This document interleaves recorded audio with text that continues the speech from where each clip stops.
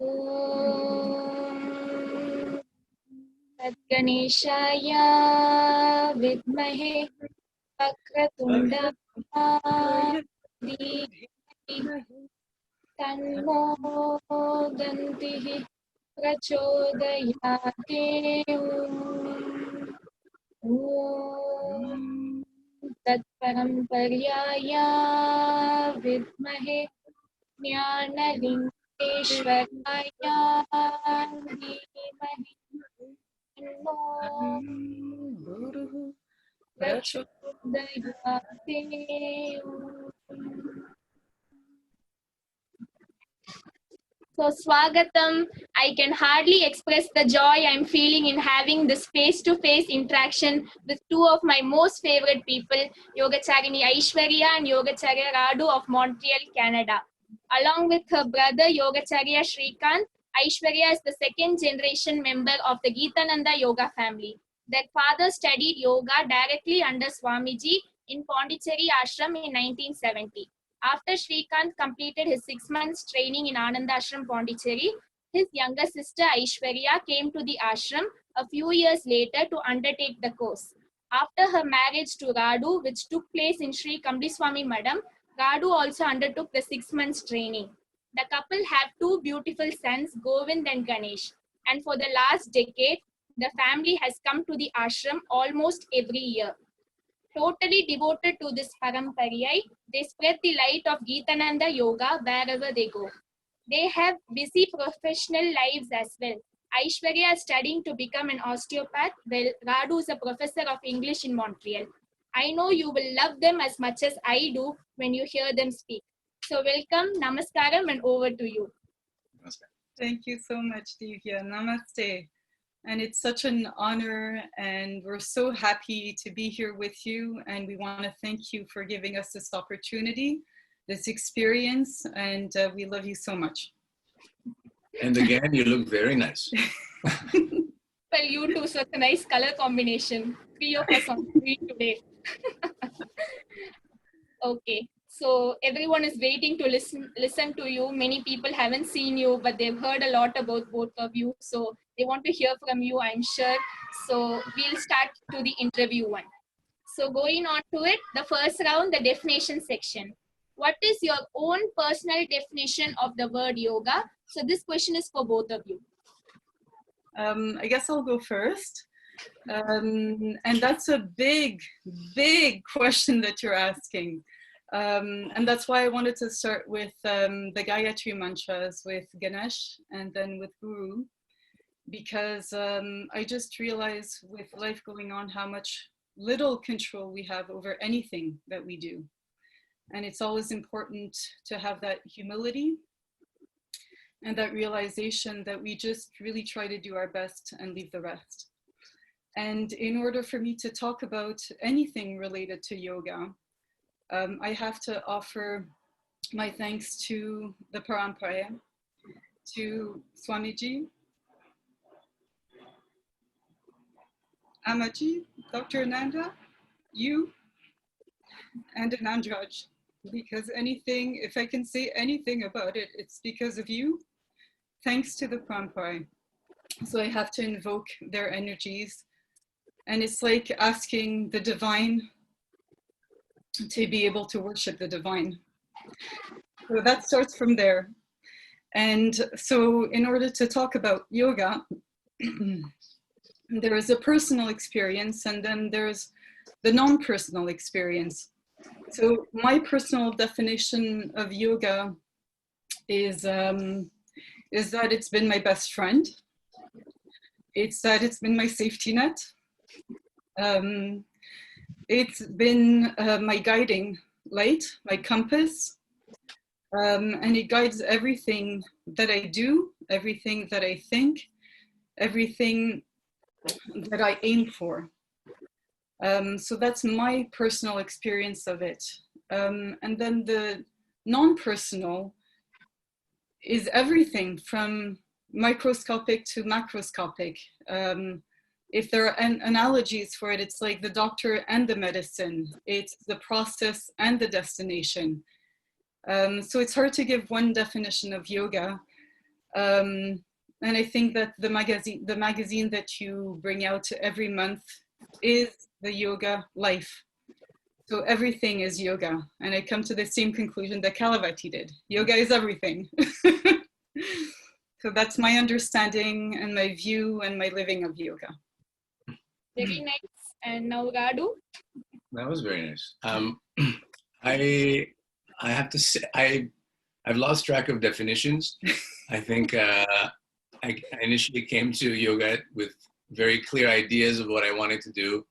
And over the years, I've forgotten everything. I think I remember Amaji saying that it's nice to have a blueprint, an idea, and then forget about it. And I don't think I did that on purpose, but I have forgotten what exactly it was that, especially with the kids and with such little time and just things always moving. And I guess I'm realizing more and more that we don't choose as much as we think we choose.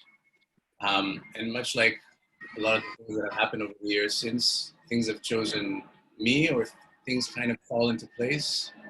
So I guess more and more I think of Dharma as the guiding principle, just doing the right thing at the right time. We're trying to.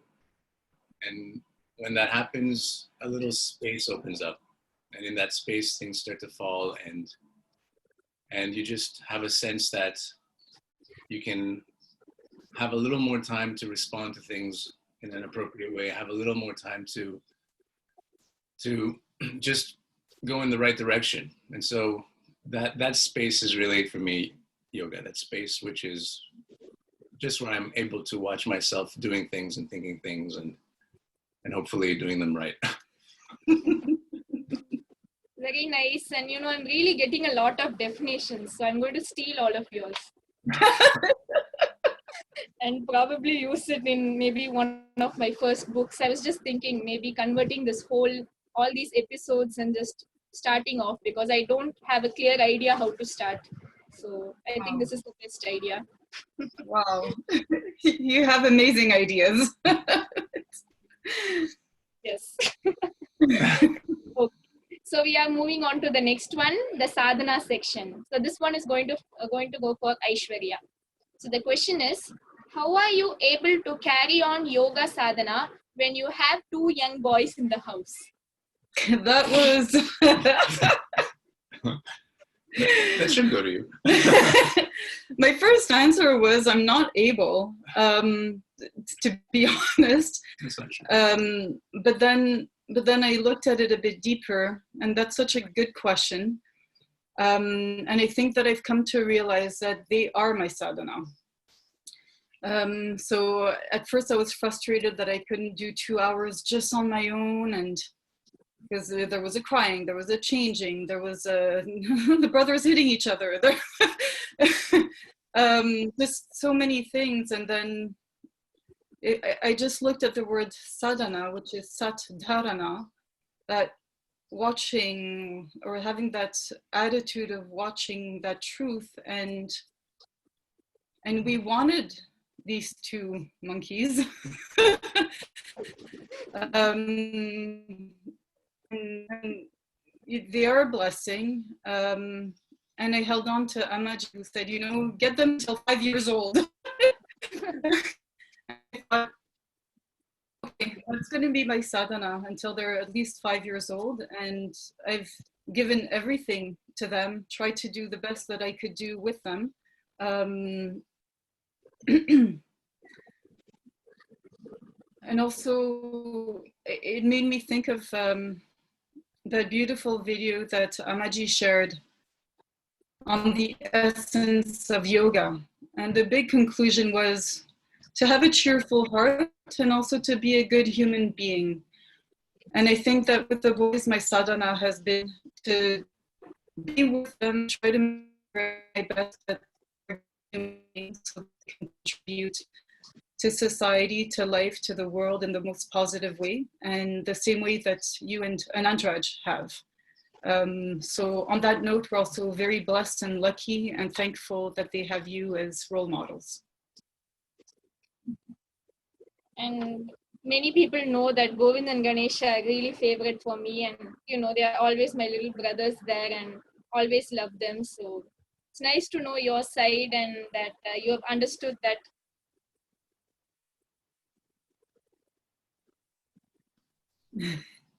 Well, your sadhana is actually taking care of them, and I'm sure that you have done a beautiful job, and well, you have helped me a lot in growing up, and I'm very thankful for that. Okay, so we'll get Radu because I don't like seeing Radu being quiet, like people can get a lot from him and enjoy his presence. So I'm getting to you, Radu. I like to be quiet also. Well, actually, I don't know if the others like it because you're so much of fun to be with. Okay. The pressure. So going into the third part, the contemporary yoga scene. What is your opinion of the status of the contemporary yoga scene, especially in the present time of the corona crisis? Oh boy. Well, definitely all this staying indoors has been, actually, it's been especially good for men because the lack of grooming has allowed us to grow very nice beards. So I feel like I look very wise now. So this has been very good, especially for yoga masters everywhere. But I think, generally speaking, from a practical point of view, I think it's been very hard for people, especially who are trying to live their lives and run studios, and that, I think, on a material level has been quite devastating. But I think on a more fundamental level, I think it was it Pascal who said that people's problems come from the fact that they can't sit in a room alone. And in silence, he added. And I think just a lot of people sitting alone, in a way, are forced to do something with that, are forced to look at themselves. And so I think probably technically speaking, there's more yoga going on now than ever. I mean, I feel very fortunate because I like the people I'm stuck with. But I mean, I'm sure there are a lot of people who are really having issues, and there's a lot of problems and things that have been put off for years that suddenly come up. And so I think, the idea of practicing yoga or actually confronting these, if we have those notions already in us, then it does help to alleviate that. And it helps us to, if you can't go for a run, we can practice yoga where we are. If we can't see our friends, we can, maybe read something or talk to someone or cook or clean or do things that we haven't done in a long time, straighten up our lives. So in many ways, I think, although going to a yoga studio or practicing yoga the way that people maybe might have been used to is on the decline, the rest of it, I think there is more yoga going on. So in many ways, COVID has stirred something up and helped it come out. Actually, it's so nice when you actually give a good point and actually a kind of teaching for some people, but you give a humor part, and that's the best from you. Well, because the beard is the most important, I think, in spite of everything I said. Okay, so don't worry, all of you, there'll be more coming up, okay? So I'll be moving on and you'll get it as we go on. Okay, so to the next one, yogic character section, this will be for Aishwarya. What character trait do you work to develop in yourself as a yoga practitioner?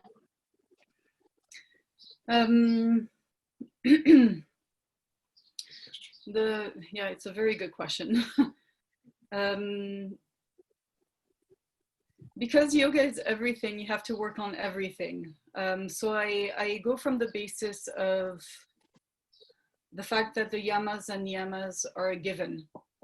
That you don't, it's that no option yoga. You can't escape anything. It's like when Dr.Ananda was talking about attaining that higher level, you can't try to grab it and bring it down to your level. So that, and which I love, that constant work on yourself, that character, the way that you act makes up your character. That's Amaji talking. But I guess the question for me is more like what has been most difficult for me on a personal level in order to reach that higher level. And I guess that would be ahimsa for me, the first one. And you have ahimsa, Monica had talked about it with like three types of relationships: your relationship with the universe, interpersonal, so your relationship with people, and intrapersonal, your relationship with yourself. And I think that's the one that's been the most difficult. And so there's virya, that courage that I try to work on. And Dr.Ananda, again, is always so encouraging, and lifting the self by the self. That's been the hardest for me, but I'm not giving up. And I'm devoted to that.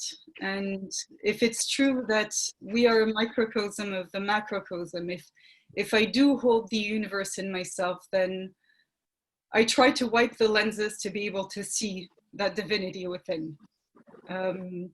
As much as I try to bring it out in other people, I should also have a right to that. So I'm working on that. And I guess ahimsa towards myself would be the most honest and accurate answer. Very nice.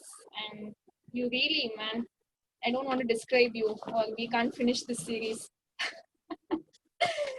Okay, so to the last one of the slow motion question answer, the last one to Radu, part of the yoga teaching section. You teach yoga classes sometimes to your colleagues at your college. What do you feel is the most important yogic teaching you can give to them?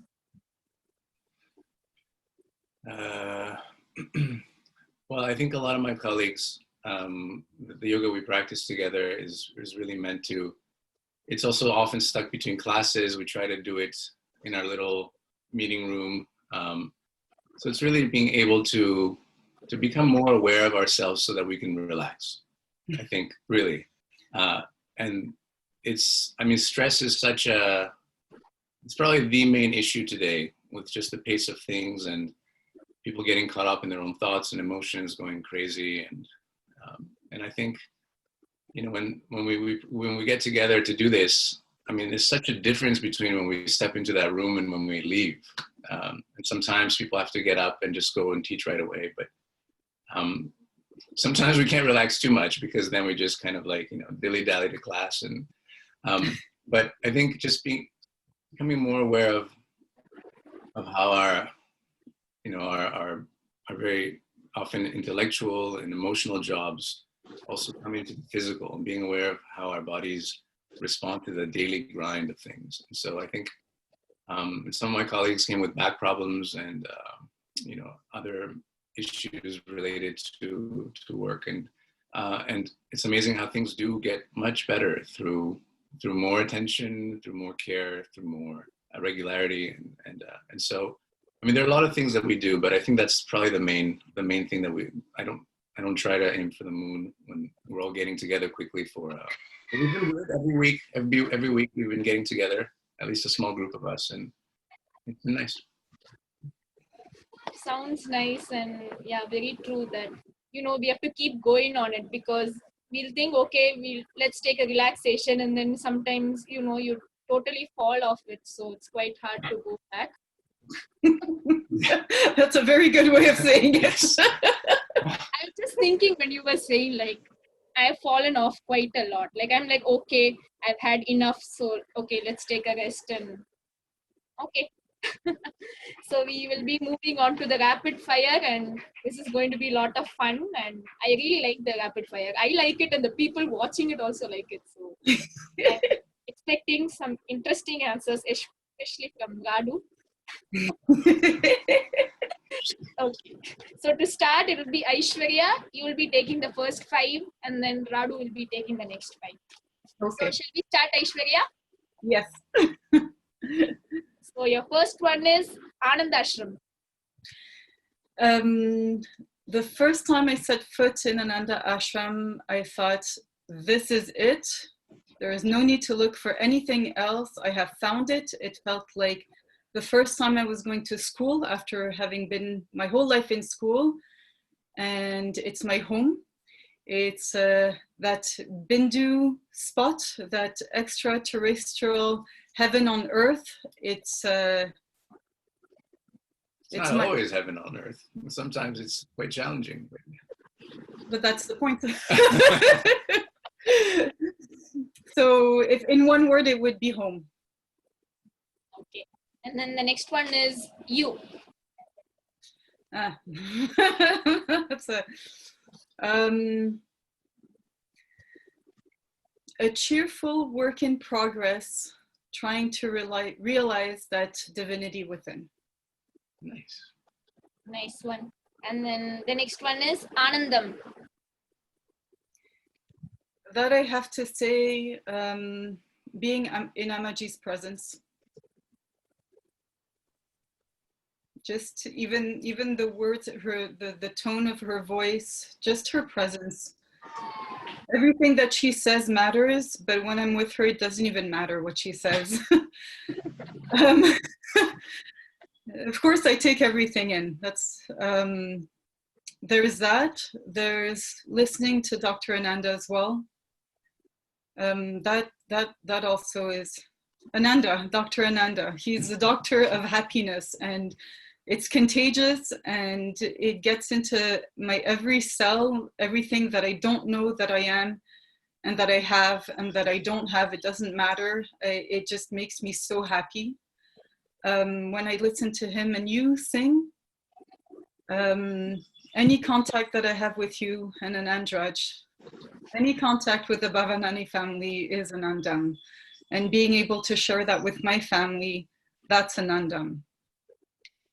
Well, same here. I get so much Anandam in just speaking to all of you. Okay. So then your next one is Jnana. I love that. Jnana. That wisdom. Because inevitably you have to have humility to know everything and to see everything that you don't even know, but in a positive way. And Swamiji talks about it in the goal of Jnana is that it's to contemplate the universe. So Anandam goes into that.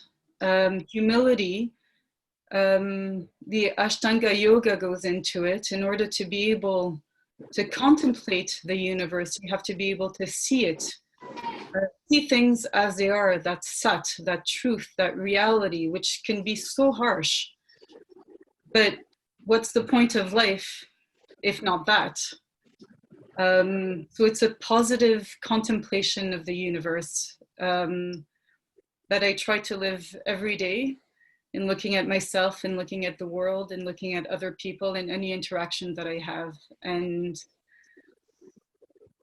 so I'm grateful. Great. And your final one is Dharana. By the way, I love the sequence of all this, because Dharana is the key to open that door, whatever your door, whatever the mystery, whatever it is that you want to know. Dharana is that key. It's that funneling of concentration, and that has to be fueled by love. And that's why I took up osteopathy, because when I read Swamiji step by step, the anatomy, the physiology, what he talks about, I didn't understand, and it really frustrated me. So I'm doing osteopathy to understand Swamiji. And Dharana, and that ability to focus and to concentrate, fueled by love, gives me that possibility, and that's the key. So it's just, thank you, Dharana. Wow, that was really great, Aishwarya. You're really too good. And actually, as you say, I really don't put these words actually in a sequence. I just think of the person I'm going to ask them, and I'm like, some words just pop up, and I'm like, okay, we should ask this one. So, I was thinking of asking you like Govind, Ganesh, Divya, Anandraj, but you know, too much of that is also not too nice. And then you will go on and I will go on, and I don't want that. Okay, I think we are done. And now Radu. Okay. So your first one is COVID-19. Again, there's a COVID theme in this. I think, I guess it's a great lesson. That's what comes to mind. And hopefully it's one that we're going to learn. And part of me is worried about what comes after. I think COVID it's kind of just the wake up. But I think ultimately it's good when we can come to have a perspective on, again, distinguishing between what is good and what is pleasant. But I think having the perspective of things need to move, things need to change. And if not now, when? Very true. And the next one is teaching.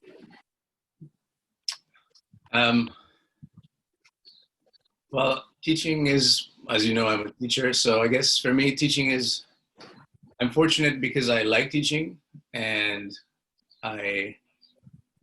sometimes Aishwarya says that I like to lecture at people, but I don't know if that's...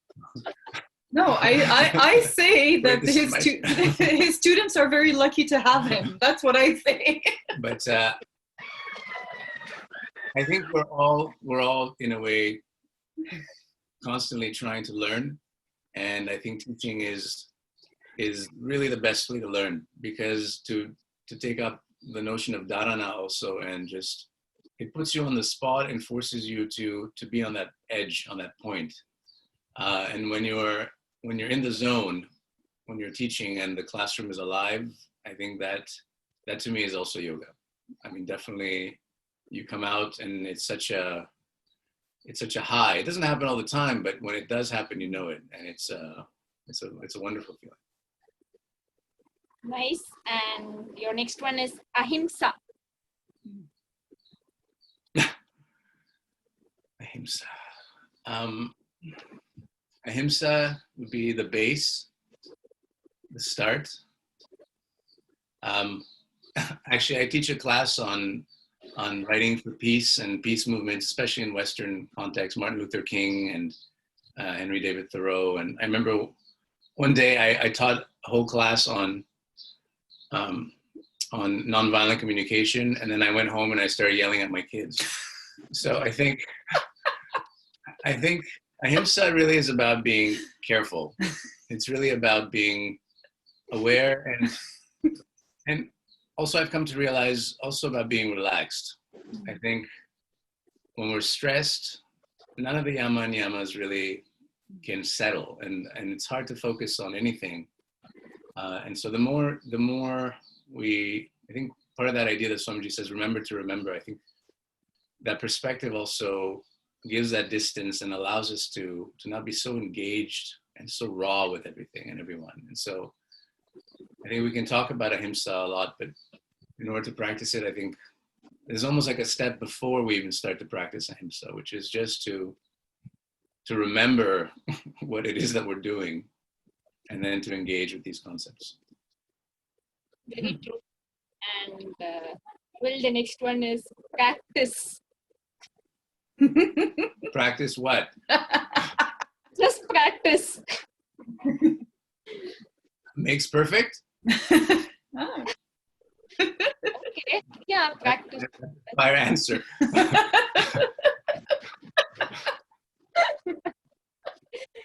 Great. I was just thinking, because you were telling all these things and then practice came up. I'm like, why didn't I put it before? I'm like, okay. Is that all, Radu? Practice? Well, yes. Okay, yeah, perfect. So it's done. Okay, so your final one. Okay, let's see your answer. People.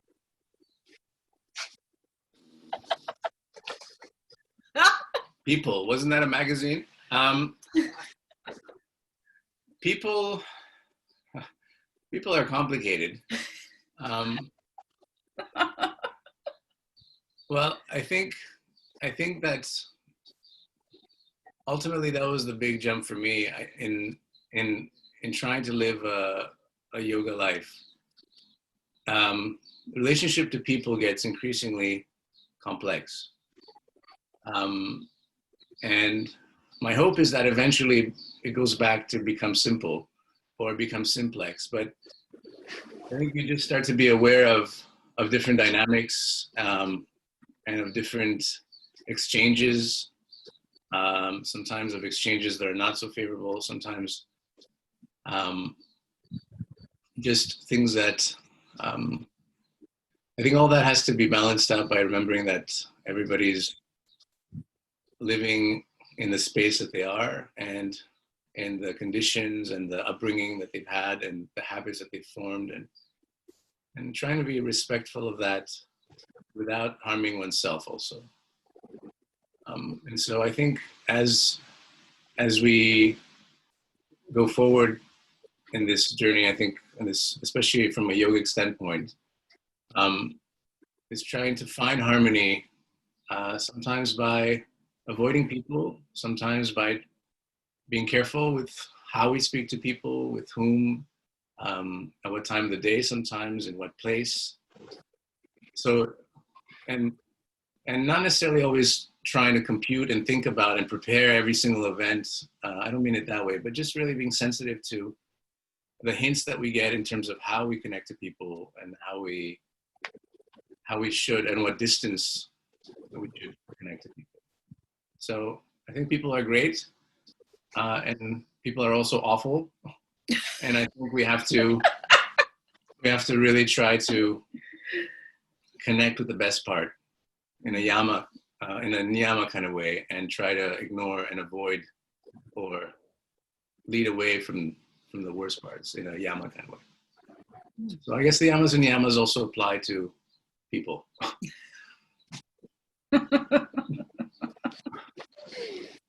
Great, right? I don't know why, just you, I don't know, is it the way you speak or whatever, just you somehow bring that face. smile. Okay. I'm not complaining on you, okay? I'm just saying that it's nice that you have that. Okay, so I feel so happy to see you both tonight. Let's continue to walk this path together. And before I end, I want to mention that both Aishwarya and Radu have really helped a lot in just what I have become now and what you all see me like. Okay, I wasn't always an easy creature to grow up and to be with, but I hope I'm doing better, and they've really helped me, and they've been part of, bringing me up, and now I'm 17. So they can be proud of that. They've helped me, and they've given us so many gifts, just their presence and their talk and everything. But the special gift was they gifted us Bukash last year, and he's known as Mr. Ono, and he's such a loud mouth. But I must say that he is really a treasure to the ashram, and okay. and many people don't know how Bukash came in. Hope he's a gift and not a terrible ordeal. No, he's a gift. Like, it would be quite hard to be a day without him. Today he was quite quiet, so we all were kind of frightened. Why is he like that? But well, I hope we still have the receipt for him. And we got crushed, and all it said was dog. Well, so it's really such a delight, and I feel so happy to have you both. And always just know that always we love you and we are always there for you. And thank you so much. And if I can also just say a few words, Divya, because it's her show. Oh, sorry. No, Aishwarya, go on. I just want to return that too, because you've never been not an easy child. You've been a 5, and we have to catch up to you. And so it's you can only delight us, and we feel so lucky to have you. The world is lucky to have you. The universe is lucky to have you. And we just thank you really from every cell in our body, the bottom of our hearts, for this satsang. And it means everything to us. And you've done this so beautifully. And it's rare to have this outer beauty with this inner beauty, and you shine from everywhere. So thank you so much, and we love you so dearly, and we're very, very grateful. Thank you. Namaste.